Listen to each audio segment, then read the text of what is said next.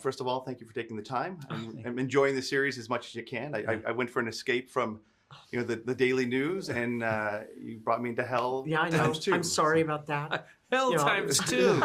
I mean, when you think about it, it's not a fun. It's an enjoyable ride as entertainment if you can tune out the stresses of today's world. Oh, yes. Yeah. Well, I mean, it is a paranoid conspiracy thriller, so that is the world we exist in. But yes, there is a realistically real element that is hard to escape from. It's prescient.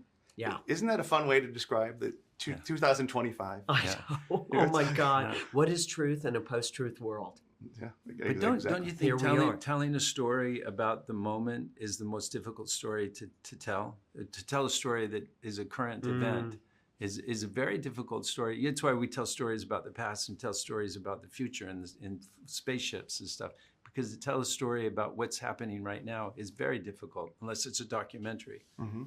Well, you wonder, someone brought up to me, like, well, the history books won't treat this well. But I'm like, well, we hope the history books report what we have, because that's what I think we're dealing with. And like when you watch this, the truth is all over. And if this person happens to get control and can be the person who writes our history books, my grandchildren are going to have a very different outlook than I would have written. Absolutely. Absolutely. That's why it's so important to tell these kind of stories. But at the heart of it, you've got to have really compelling characters. You have to have those complicated, layered, complex characters, because without that, those are the best stories, where you can juxtapose the environment, the world, the politics with the individual, because it always comes down to the individual, and in some way, maybe even like the moral compass that each person has and their individual relationship to right and wrong and truth.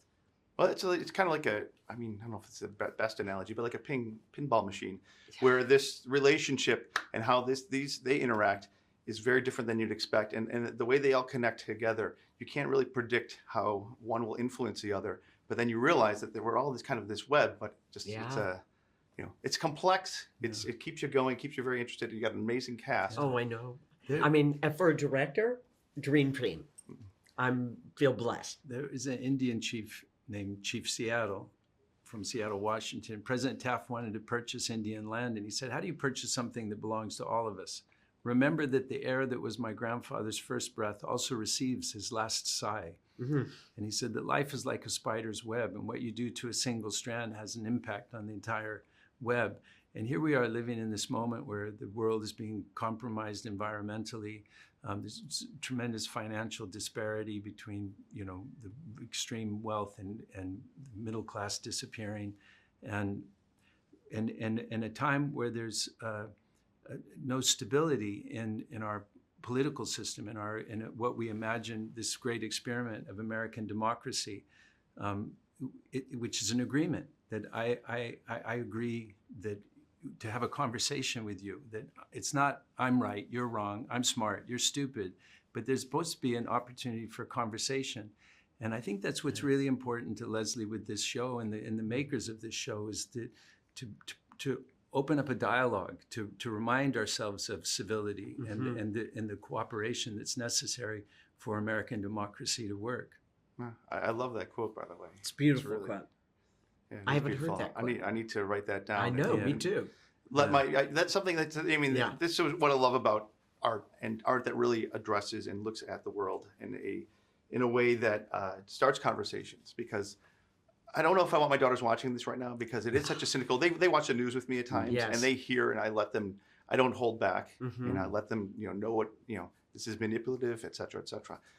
But I don't want them to be surrounded with that. I want them to still find joy and still be kids, but be alert kids. So I don't know if I'll watch this with them right now, but I will with my wife. And I have to say, this is a world where there's a lot of instability and anxiety purposely put into the filming of it. That is very intentional, and to kind of keep you on, uncomfortable, because that is the world we're traversing. But hopefully, these characters, literally for a director, it was the dream team of actors. Like, each person was the first choice. Bob was already involved when I came on, so I got to know him in the most wonderful kind of slower, developmental way. And being on the set with him is extraordinary, and But each of the actors are the first choice of who we imagine this incredible cast to be. And our crew was the same way. We had a sublime crew. In the team sport of storytelling, it was impeccable. My mom used to say the room is frightening because it's dark. It's full of monsters when it's dark, but it only takes turning the light on to make them go away. So for your children who are in this confusing time, in this period of darkness where and uncertainty, we have to, as citizens, as part of this great experiment of American democracy, remember that we have to reach for the light switch, that we always have to put the light on to make the monsters go away. We can't allow the fear to take us over, because fear is a powerful weapon. That is so well said, because I think at the end of the day, that's what the show is about. It's all about the fear, but you have to find the light. You have to find the path forward. And not stay in the darkness. Well, thank you for making it. I think it's an important type of series and just stories and well, not stories, but subjects to bring up these days and not ignore, not pretend all is well and not pretend all is lost, because we need to have those conversations. Listen and have a conversation? Yeah. Well, thank you so much.